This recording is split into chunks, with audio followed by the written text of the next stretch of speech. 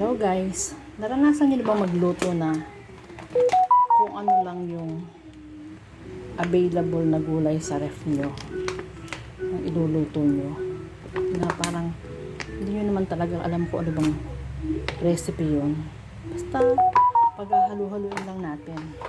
O sige, magluto tayo. Maglagay na ako ng mantika as usual. Paminta ang mauuna. May tubig. And then luya.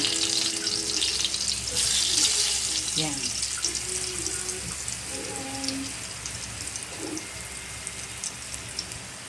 Isahin lang natin yan.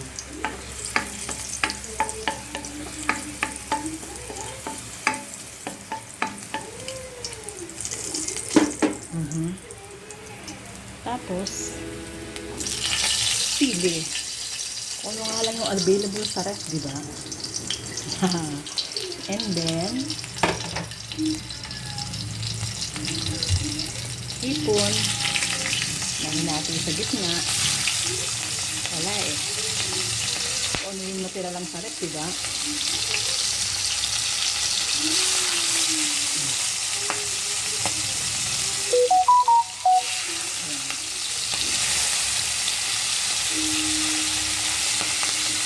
Limang malalaking hipon yan. Hinati ko sa gitna.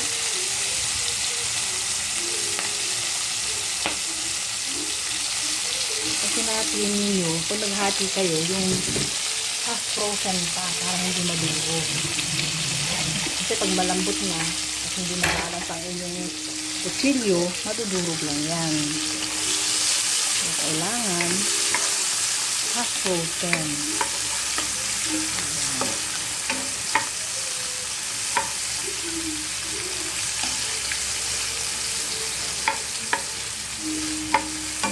Bango.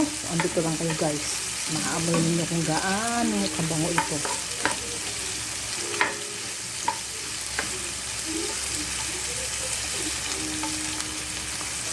Napakabango.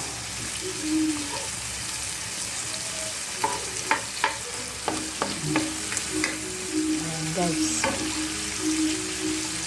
Nagisa na natin yan. And then, ito yung gulay natin.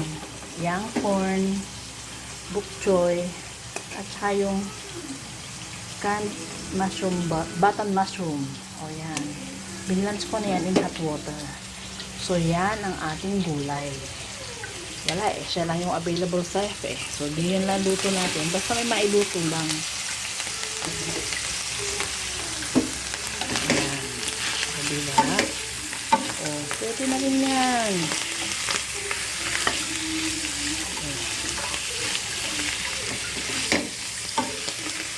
Guys, pag walang yung tinatawag na lutong maske. Maske pa paano? Wala pa rin ako nakitang ganito na ganitong luto na itong tatlong ito ang magkakasama eh.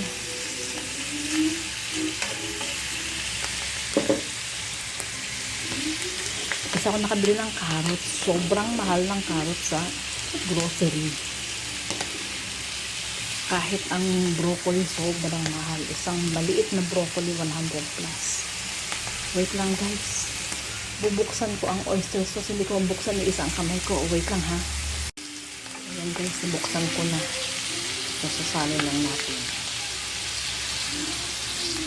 Ayaw mahulog. Ano ba yan? Ayan.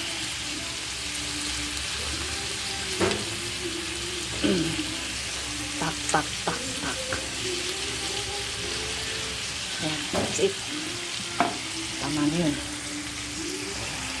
Yan lang guys. Pinaghalo-halo lang na ganyan. Hindi nakapag-create ng isang ulam. Ang sarap na rin yan. Masarap naman ang oyster sauce eh.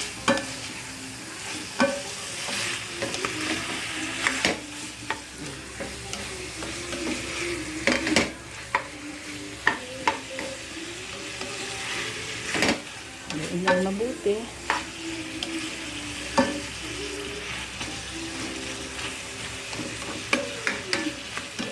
And then that's it, guys. Oh, may isang ulam na. Ulam na maski pa paano? Maski. Yan ang ulam na maski. O, diba? Instant gulay. Sarap na yan. Okay. See you next time, guys. Thanks for watching. Samahan niyo ako ulit sa susunod kong pagluluto. Bye!